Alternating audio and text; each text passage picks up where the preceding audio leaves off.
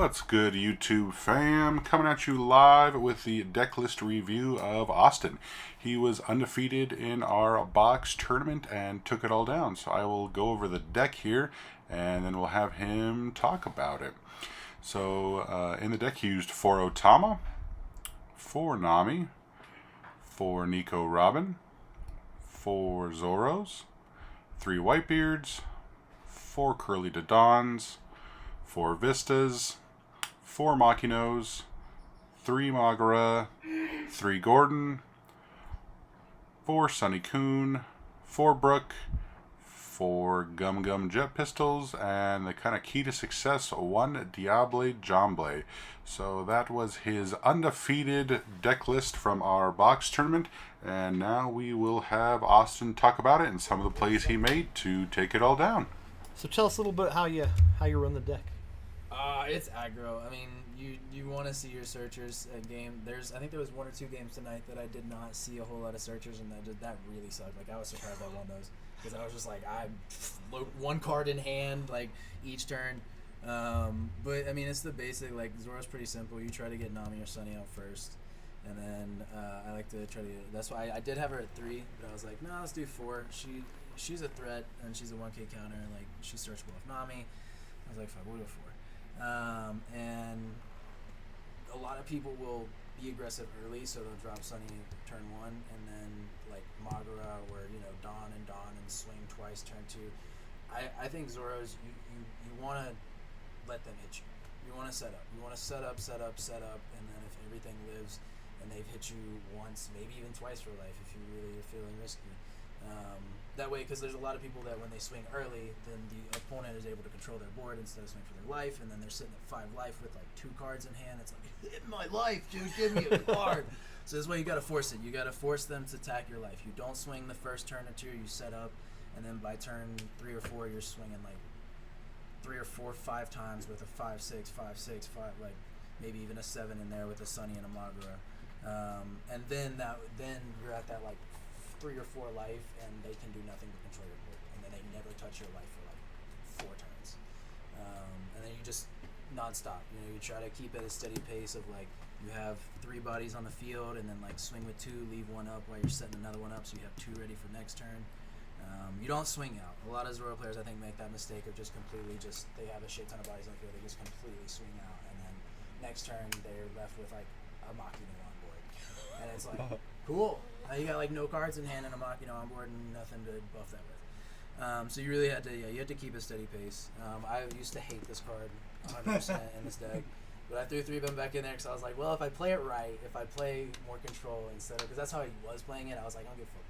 Hit me life, yeah, I'll take it. But I was like, no, actually, if I control the board, if I let them like kill my characters, maybe counter out once or twice, then I do have that high enough life to let him if I get him.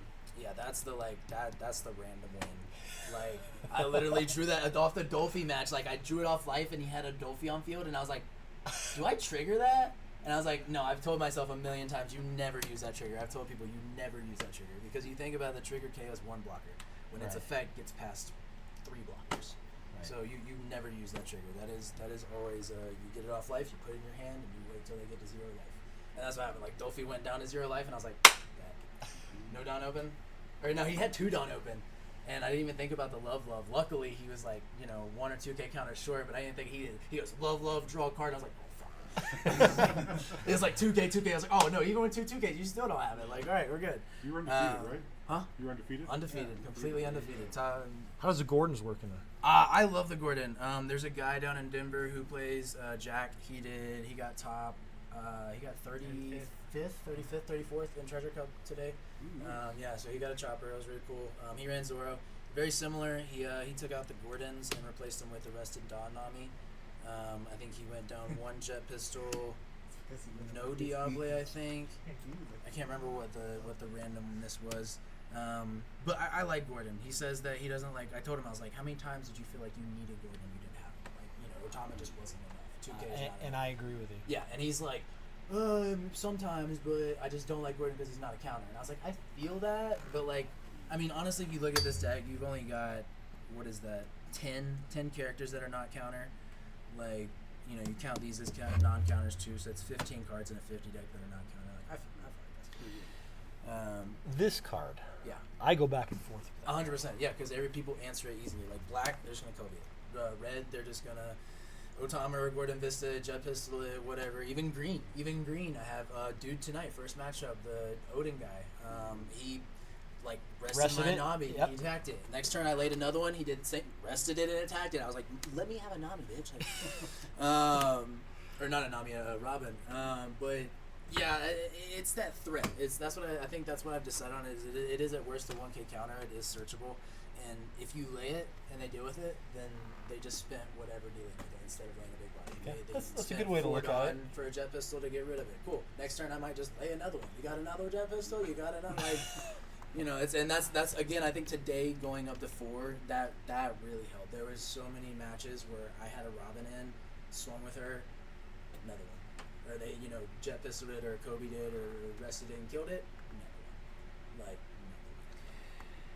I had him in my deck, and then I just some people just take her out completely. I took her out. I just because now that it we was have constant. Vista, it's on play. You don't have to Right. set her down Right. and then go for swing. But I just know Rigo Robin, like even if they deal with it, like they just spent whatever Yeah, resources that to makes deal with sense. it. So like whatever, because it's a threat. There was even 1 or 2 games where I was like even late game, I was like I never really lay Robin late game, but if I lay her, then I have that extra swing next turn to finish the game. Like I don't need the counter because I was at like 2 or 3 life. He didn't have enough swings. I was like I just need to lay her to have that extra swing. Right. And a chance of a small blocker.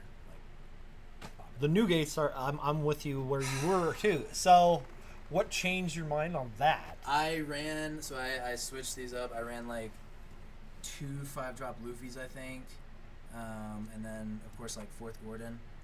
So just complete heavy on Gordons, 2 5-drop Luffy's. So that way the 5-drop Luffy's and Diable was like your win condition. The whole point was to just aggro, get them down to 0 life, and then unblockable. So that way when they feel like they're safe behind their blockers with no life, like no, unblockable. Like I don't give a fuck about your blockers. That's what that's the answer. That's the that's answer, right? what that's for. That's that little one spice because like nobody expects that. Like they will play a Zoro deck and like set up their 2 or 3 blockers and then it's like cool, Diablo, like 14k life. And that's what I tell people in a straw hat deck, like you never run that in like an Ace or a Whitebeard or whatever if it's not straw hat.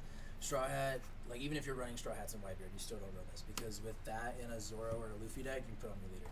People are like, oh, this on like a Zoro or a Ra or what? No, I'm like, dude, your leader's straw hat. It says Right. character or leader. Yeah. 14k on swing unblockable is better than, and again, why I like this one a little better than the Luffy. Like the Luffy is a threat, but you have enough threats that you really just need that bigger swing. Luffy can only unblockable for 11k. This can leader for 14. Right. So it's 3k extra. Or if you have Luffy, 15. Yeah, got to throw that Luffy jab in there. So, when do you feel like it's a?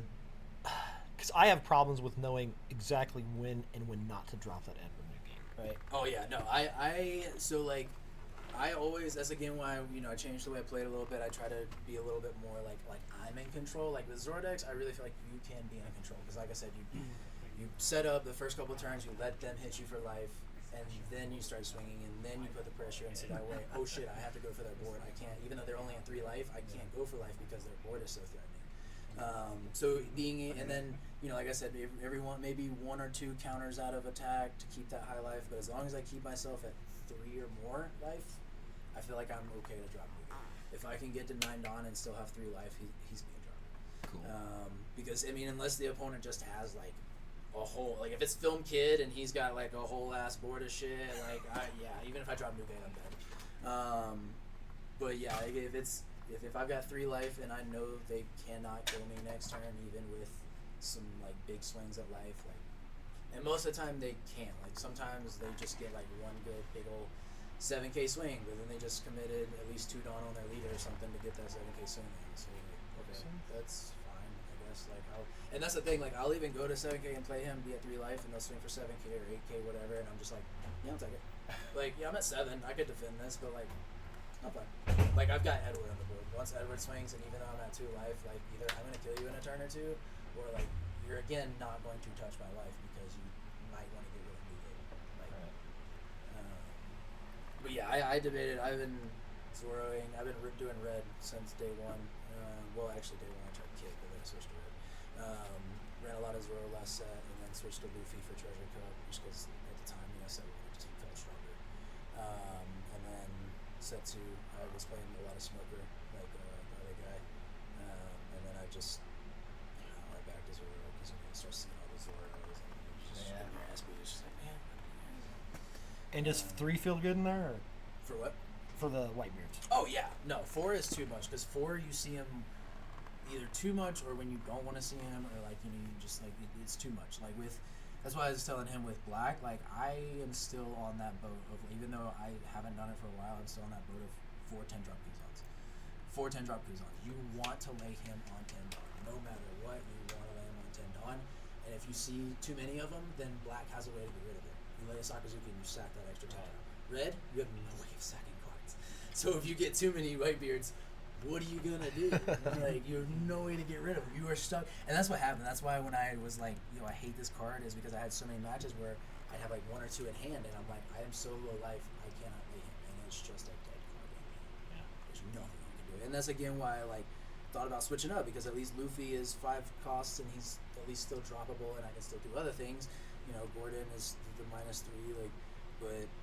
Yeah, the problem I told my buddy because he asked me, he's like, I thought you were running Whitebeard. I was like, the rush Zoro, like just come at you until you have no life and then unblockable works sometimes. It's one of those high rolling decks. Like you really have to see like plenty of searchers. You got to see your things and be aggressive and then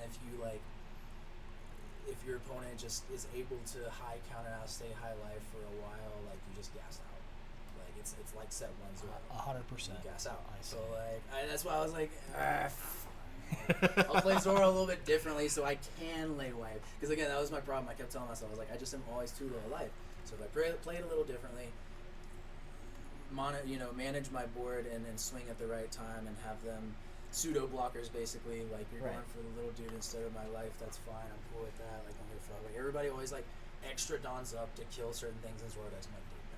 Like I'm not gonna lie, like Jack, who played like plays 35th today, he kind of plays like that. Like he'll throw some counters in his Zoro deck, but I'm like, dude, you get if the dude's tapped, you got him. You don't have to extra don, just do the right amount of don, and you're good, bro. You got him. Like they do extra don, and cool, because then you're just wasting don. Because like I'm not countering out of shit, dude. There's a blocker. He got his swing in. Now his job is to block my life, and he did it. Yeah. So like you got it. And again, it's just.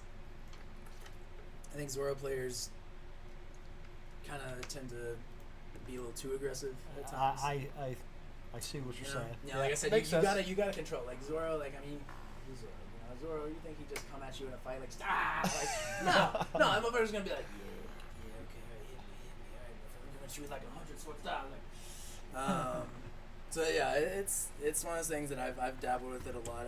I've done plenty of techs of like I said, no Whitebeards.